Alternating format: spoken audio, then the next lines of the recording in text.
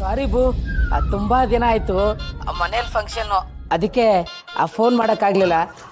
Miss you boo. ಅರೆ, ನಮ್ಮ ಮನೇಲೂ ಫಂಕ್ಷನು, ನಾನು ಫುಲ್ಲು ಬ್ಯುಸಿ. ನಾನು ಅಷ್ಟೇ, ನಿಮಗೆ ಫೋನು ಮೆಸೇಜು ಮಾಡೋಕ್ಕಾಗಲಿಲ್ಲ. ಬೇಜಾರು ಮಾಡ್ಕೋಬೇಡಿ, ಸಾರಿ. ಹೇಗಿದ್ದೀರಾ ನೀವು?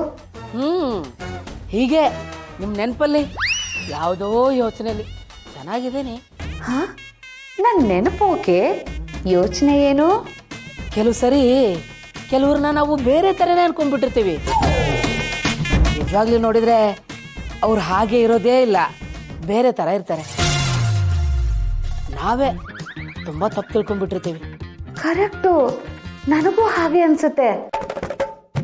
ನಾವೊಬ್ಬರ ಬಗ್ಗೆ ಸರಿಯಾಗಿ ತಿಳ್ಕೊಳ್ದೆ ನಾವು ಅನ್ಕೊಂಡಿರೋದೇ ಸರಿ ಅಂತ ತಿಳ್ಕೊಂಡ್ಬಿಟ್ಟಿರ್ತೀವಿ.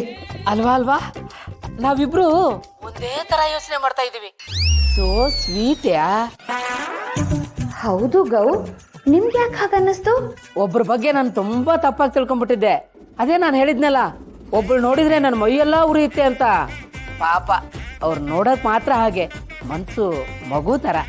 ಅಯ್ಯೋ, ನಾನು ನಿಮ್ಗೊಂದು ವಿಷಯ ಹೇಳಬೇಕಾಗಿತ್ತು. ಅದೇ ನಾನು ನಿಮ್ಗೊಬ್ರ ಬಗ್ಗೆ ಹೇಳ್ತೀನಲ್ಲ, ಅಂಕಲು, ಗೆಂಡ ಮೃಗ, ಚಿಂಪಾಂಜಿ, ಕರಿ ಮಡಿಕೆ, ಒಡೆದೋಗಿರೋ ಡಬ್ಬ ಅಂತೆಲ್ಲ. ಪಾಪ ಆ ಮನುಷ್ಯ ಹಾಗಲ್ವೇ ಅಲ್ಲ, ಸೋ ಸ್ವೀಟ್. ಗೊತ್ತಾ, ನಾನು ಯಾವುದೋ ವಿಷಯಕ್ಕೆ ಬೇಜಾರು ಮಾಡಿಕೊಂಡು ಕಣ್ಣೀರು ಹಾಕ್ತಿದ್ದಾಗ ಅವ್ರು ಬಂದು ನಂಗೆ ಸಮಾಧಾನ ಮಾಡೋದಾ. ಆ ಅಂಕಲ್ಲಿಂದ ನಾನು ಅದನ್ನು ಎಕ್ಸ್ಪೆಕ್ಟೇ ಮಾಡಿರಲಿಲ್ಲ. ನಾನು ಅಷ್ಟೇ, ಅವರಲ್ಲಿ ಇಷ್ಟೊಂದು ಮೃದು ಮನಸ್ಸಿದೆ ಅಂತ ನಾನು ಯೋಚನೆ ಮಾಡಿರ್ಲಿಲ್ಲ. ಅವ್ರು ನೋಡಿದಾಗಿಂದ ನನ್ನ ಎದೆ ಒಳಗೆ ಕಂಬಳಿ ಹುಳ ಬಿಟ್ಟಂಗೆ ಆಗ್ತಾ ಇದೆ. ನನಗೂ ಅಷ್ಟೇ, ಅವರು ನೋಡಿದ್ರೆ ಏನೋ ಒಂಥರ ಅನ್ಸುತ್ತೆ. ಓ, ಯಾಕೋ ನಮ್ಮಿಬ್ಬರ ಲೈಫು ಬೇರೆ ರೂಟ್ಗೆ ಹೋಗ್ತಾ ಇದೆ. ಹಾ, ಏನಾಗುತ್ತೋ ನೋಡೋಣ. ಒಳ್ಳೇದೇ ಆಗುತ್ತೆ. ಹಾ, ಒಳ್ಳೇದೇ ಆಗುತ್ತೆ.